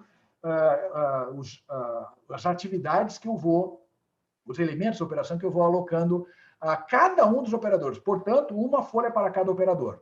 Aqui, essa é uma outra ilustração, né? Aqui aparece um pouquinho mais de detalhe, aquilo que eu já verbalizei, numa outra folha, e aqui aparece o uso, aqui, ó, por exemplo, aqui apareceu quando ele fez isso, puxa vida, eu preciso alocar esse operador né, até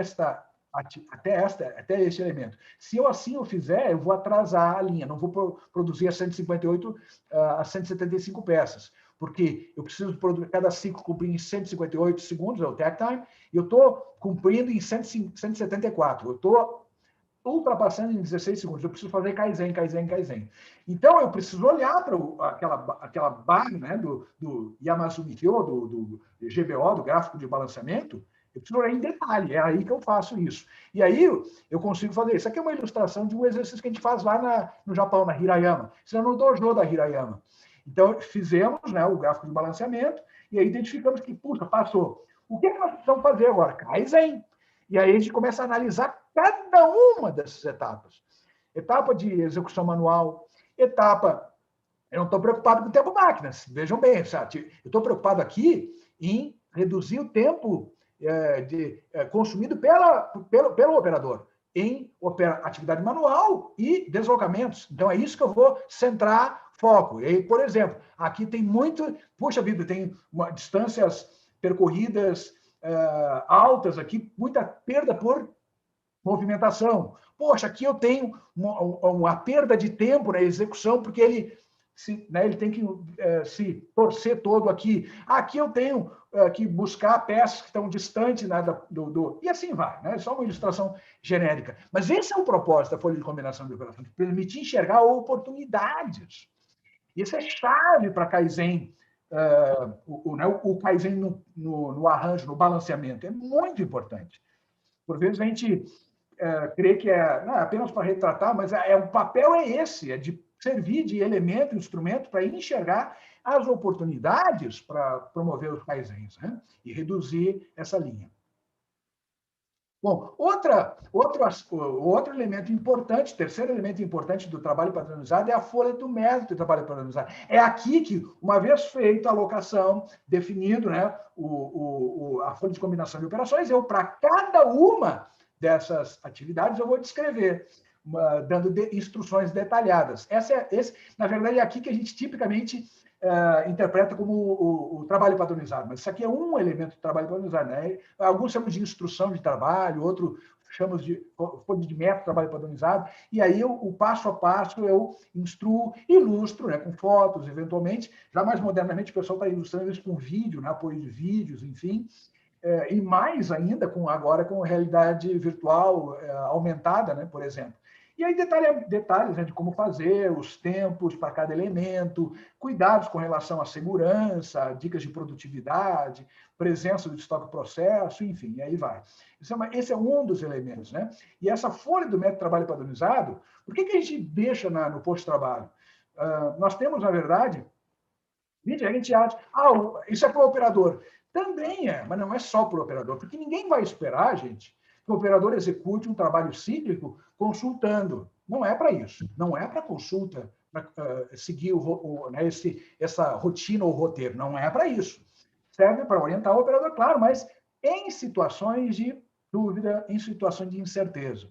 Quando algo é percebido anormal e ele quer confirmar algo, para que ele consiga manter a rotina de operações. Então, não é para consultar todo instante. Lembram bem, a função princípio da liderança é desenvolver para que ele tenha domínio pleno. Então, isso se faz antes do cumprimento, antes do exercício, né, do cíclico da atividade. Então, não é para estar consultando a todo instante, é sim para consultar em situações específicas. Mas, mais do que isso, é para o team leader ou para o superior imediato, né, para o líder, verificar se o operador está realmente seguindo as operações padrão e identificando rapidamente qualquer desvio. Não está dando, o ciclo está além do takt time. O que está acontecendo? Ele rapidamente se ancora na comparação real versus folha de trabalho padronizado e folha de método de trabalho padronizado e identifica qual é a etapa que está promovendo esse desvio.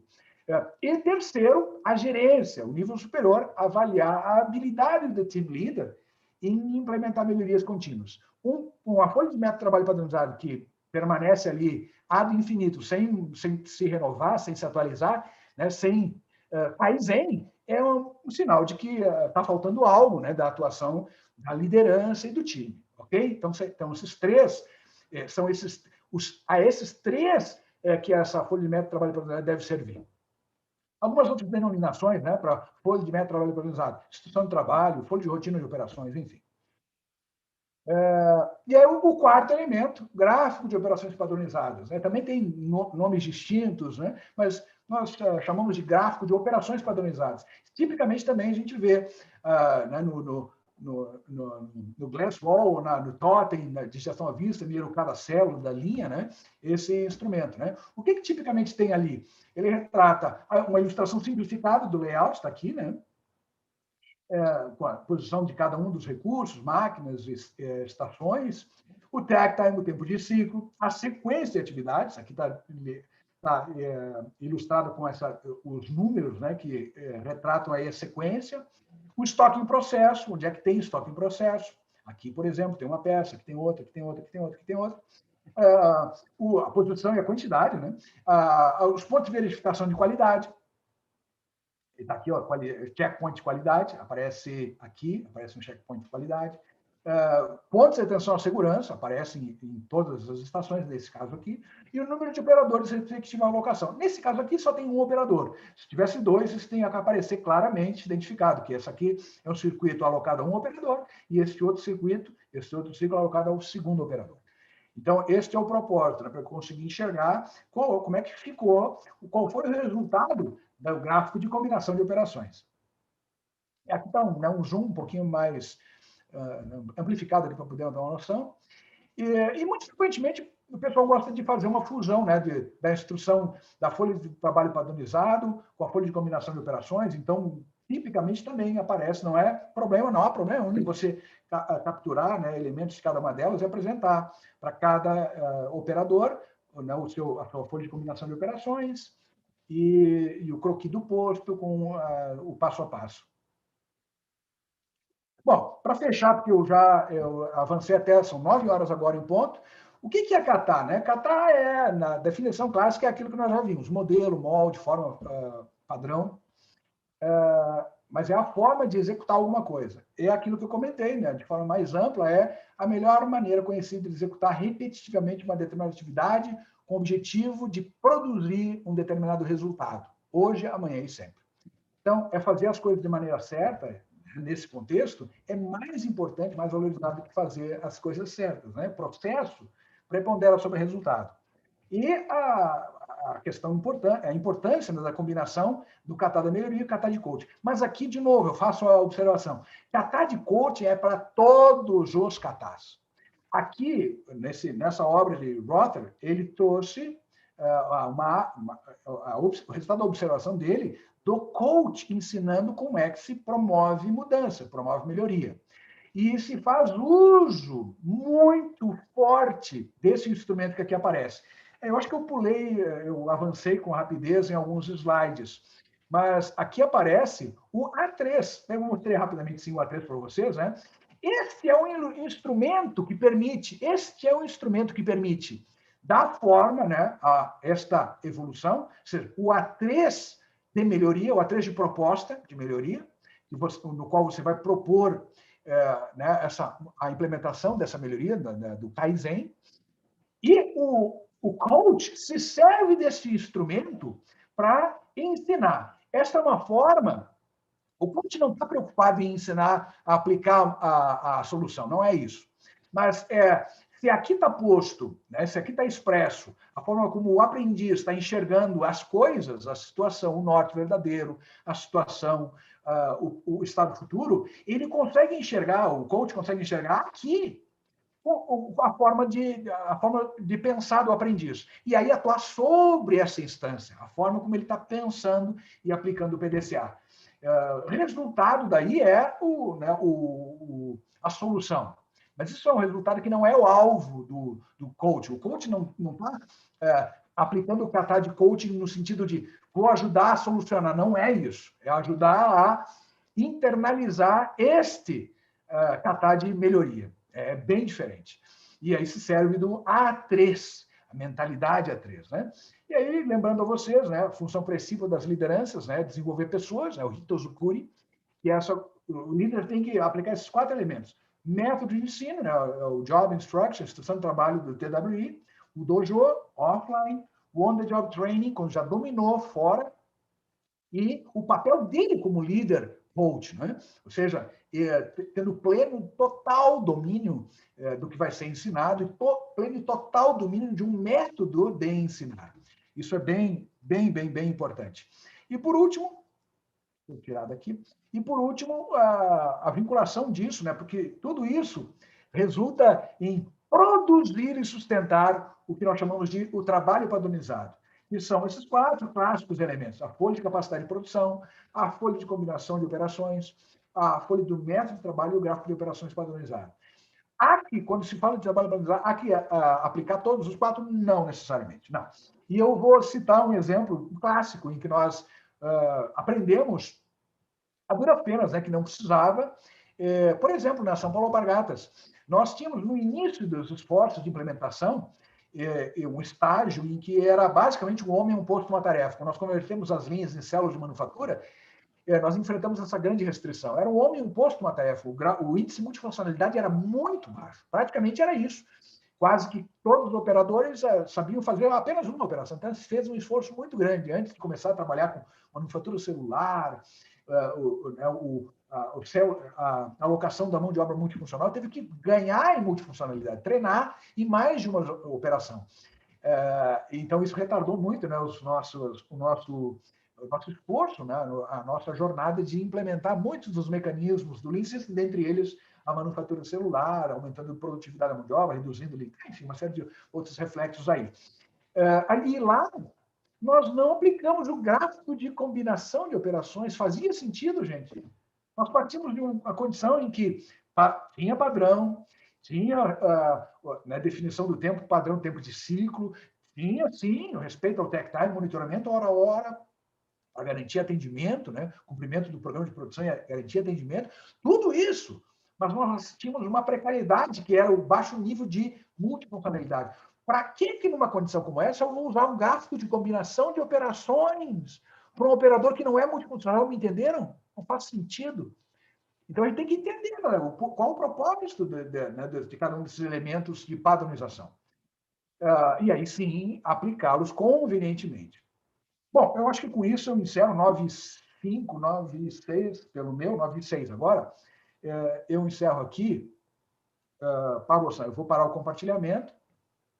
E aí me ajuda, Paulo, para ver se faz sentido, fez sentido algumas das questões que aqui nós tratamos. Vamos ver se eu paro o compartilhamento. O pessoal contribuiu bastante aqui, Ignato, no que legal, fico feliz. Fazendo aí alguns sentidos. Vou trazer algumas questões aqui interessantes. Primeiro, Souza San, Evanilson Souza San, ele pediu para a gente listar depois os livros sobre o A3, né? Legal.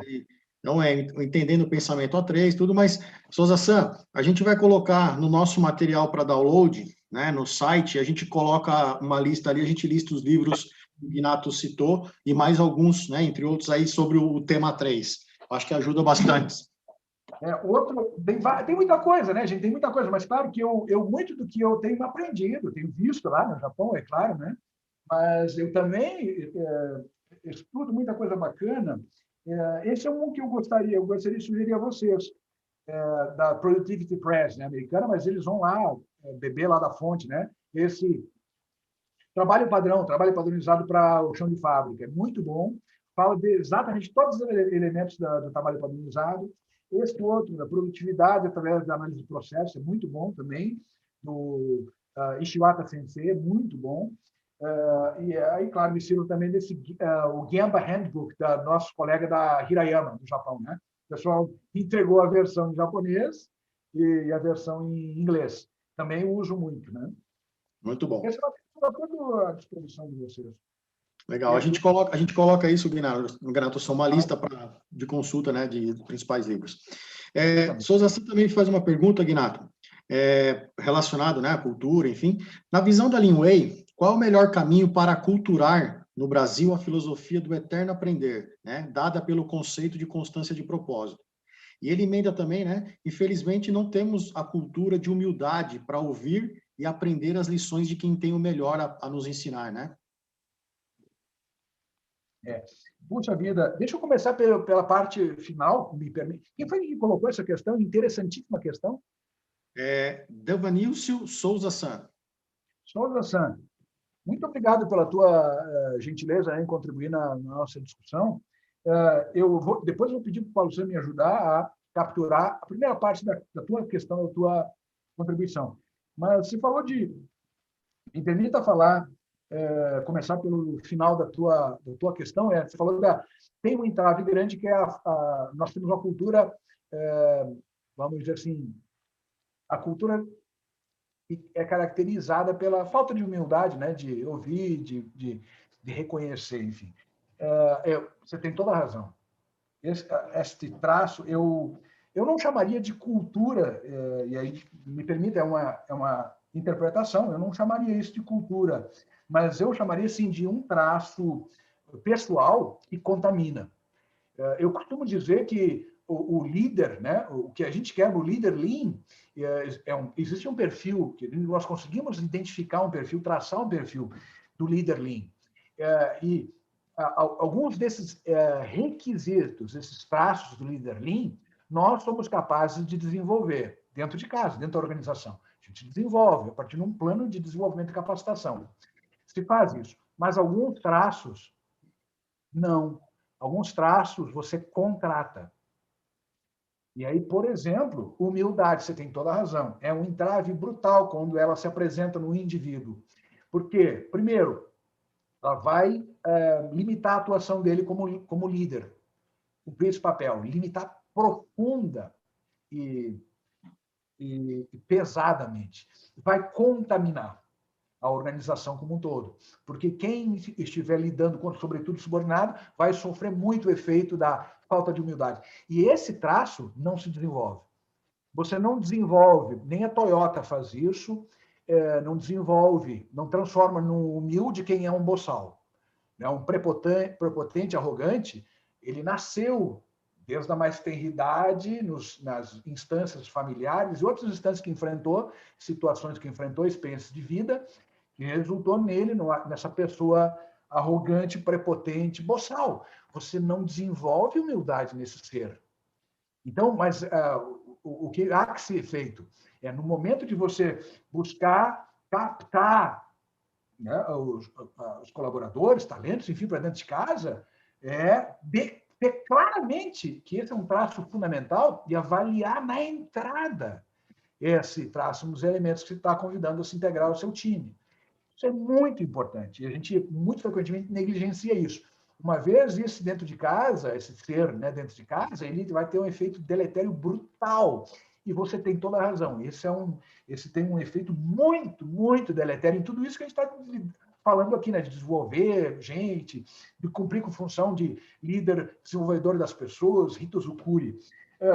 Assim, eu espero que tenha feito sentido para você, Souza San, mas eu queria, quem sabe, também contemplar a primeira parte da pergunta dele, mas eu perdi, Pablo San. Deu umas travadas, umas falhadas. Não, é justamente isso que você respondeu, você acabou emendando e fazendo, que ele pergunta assim, na nossa visão, na visão da Leanway, como aculturar no Brasil, né? Então, dando ênfase na contratação pela humildade, nesse foco para... É isso aí. Isso é uma questão, né, de entrada, porque alguns dos quesitos são esse, né, que é a humildade, gostar de pessoas, o interesse pelos outros, isso são traços que se contratam, não se desenvolvem. E outros traços que você tem que identificar, que e a organização há que desenvolver. E construir o seu programa de desenvolvimento das pessoas, né, desenvolvimento, né, o Tozukuri, calcado na promoção desses traços que são desenvolvíveis. É isso aí. Isso aí. Obrigado, sim. Marcelo Figueiredo San também contribuiu aqui com a gente, né, perguntando assim, como a Toyota faz para evitar que atividades tácitas não fiquem fora do trabalho padronizado? Fantástico, fantástico. Primeiro aspecto, a gente não entrou no detalhe aqui, não foi a intenção de ensinar trabalho padronizado, mas o primeiro aspecto é a relevância do que é tácito. E aí, a relevância, eu empresto relevância a aspectos tácitos na medida em que esse aspecto tácito é crítico.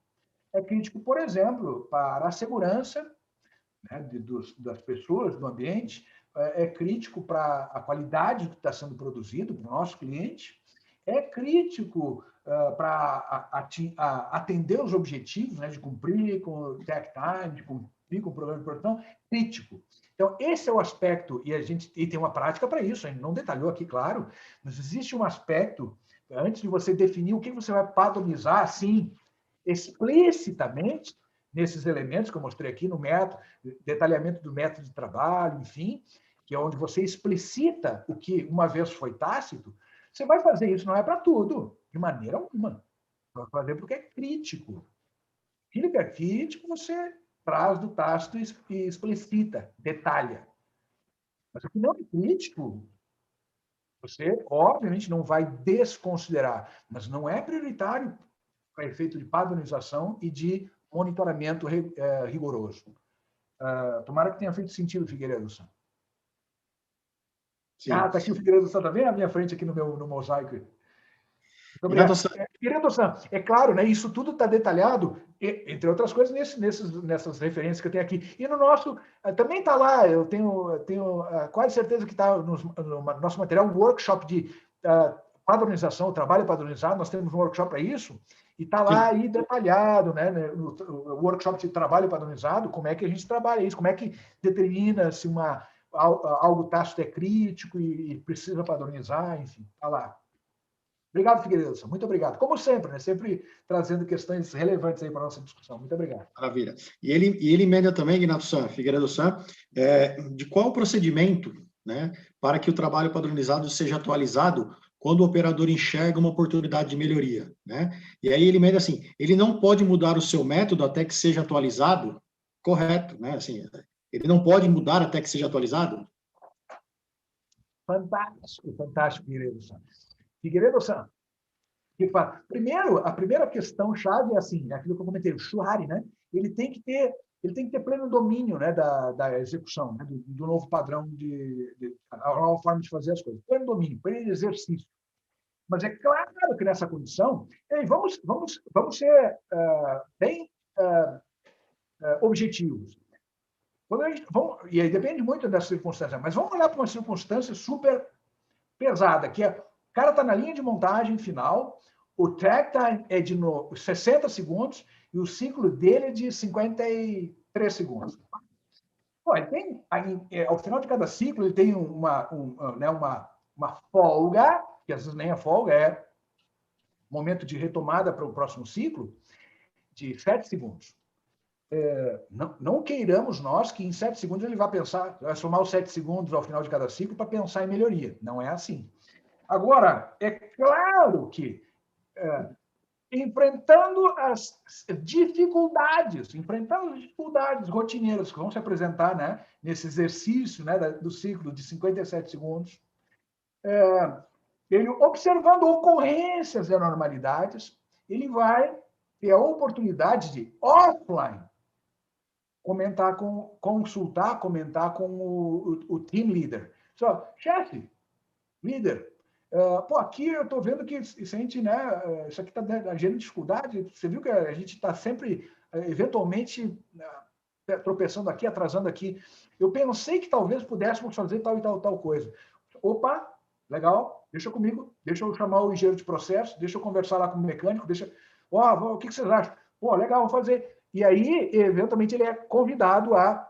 Vem cá, nós vamos fazer um Kaizen aqui. Vamos fazer um Kaizen e vamos fazer um desenho, né, dessa tua sugestão. Vamos preparar um protótipozinho lá na oficina mecânica e vamos testar semana que vem. Mas vamos fazer o seguinte, vamos antes conversar com o pessoal do segundo turno e vamos ver se eles estão enfrentando mesmo essa situação. Bacana. Olha, nós estamos pensando em testar essa sugestão aqui que Figueiredo San do primeiro turno deu. O que você acha, Ângela San? Pô, interessante. Bom, quem sabe também dá uma olhada nisso. Ó, entendeu? Assim, é assim que as coisas acontecem.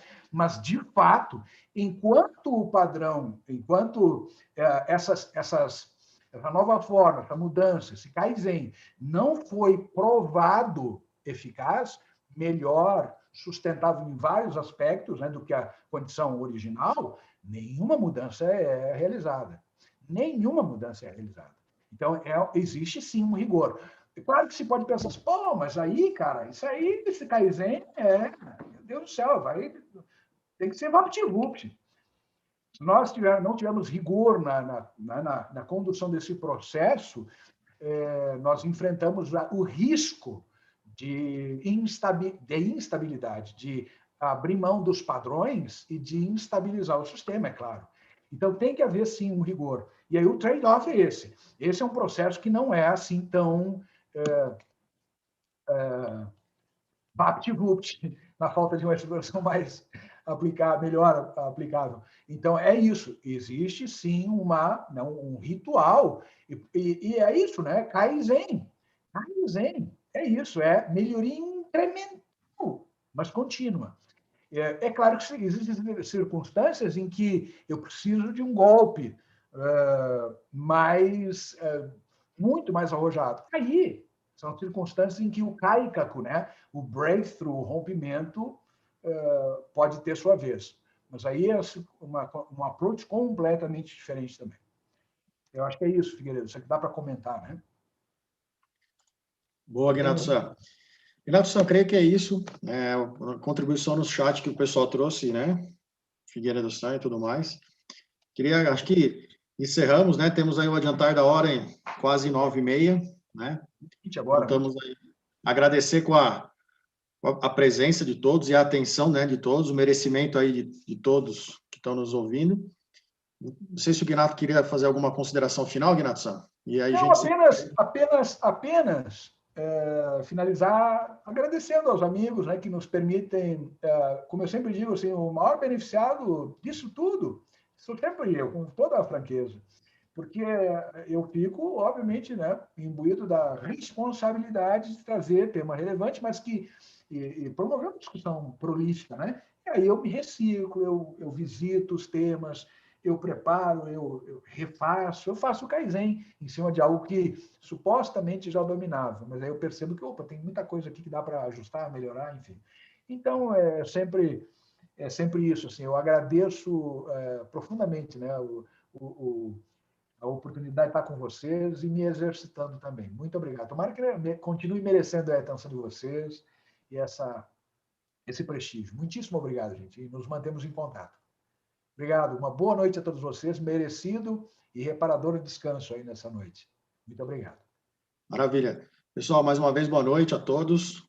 Né, lembro mais uma vez que a live vai ficar gravada no nosso canal para aqueles que não tiveram, né, a chance de assistir completo, ou vocês puderem indicar para alguém que queira assistir, vai estar no nosso canal no YouTube.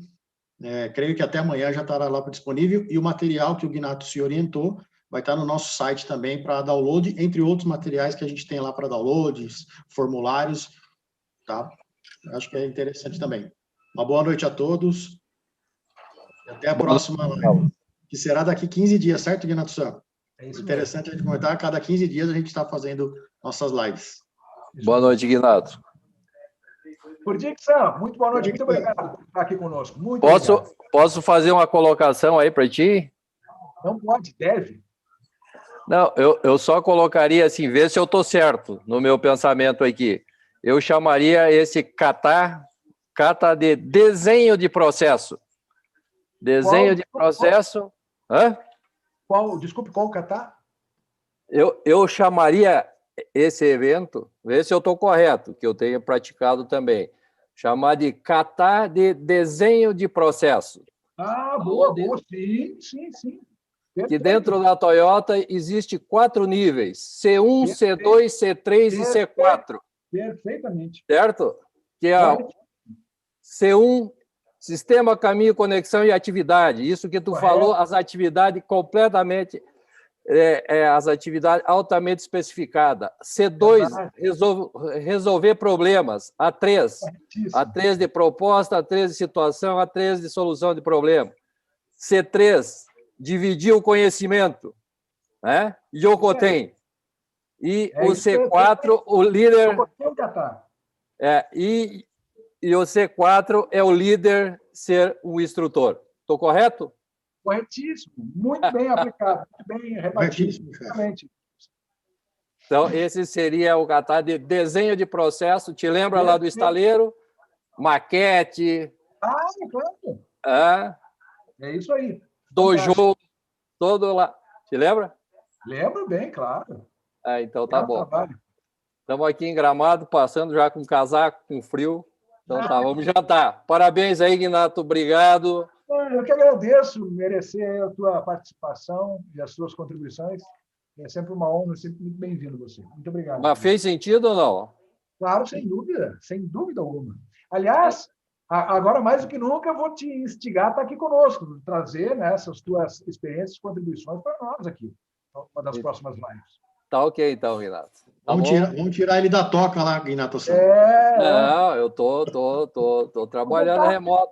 Meu amigo, ele tá com o burro amarrado na sombra, sabe? Tá rico. O cara assiste live de Gramado, cara. Dá para dar um nível. Mas tô aqui, ó, tô com todos esses livros. Aqui, ó, tô com o livro do... Estou com o livro do A3, estou lendo aqui, estou estudando ainda. Né? Muito bom. Mas estou praticando também. Né? Fantástico, Dixon. Eu sei disso. Muito bom, chefe. Um aficionado. Eu estou no front ainda. Eu sei disso. Muito bom. Pessoal, mais uma vez. Então tá, Pablo, um grande abraço para vocês. Tá abraço, chefe. Abraço, Fernando. Tá bom. Prazer aí. Para todos vocês. Prazer, pessoal. Boa noite a todos, mais uma vez, e até a próxima, se Deus quiser. Um grande abraço.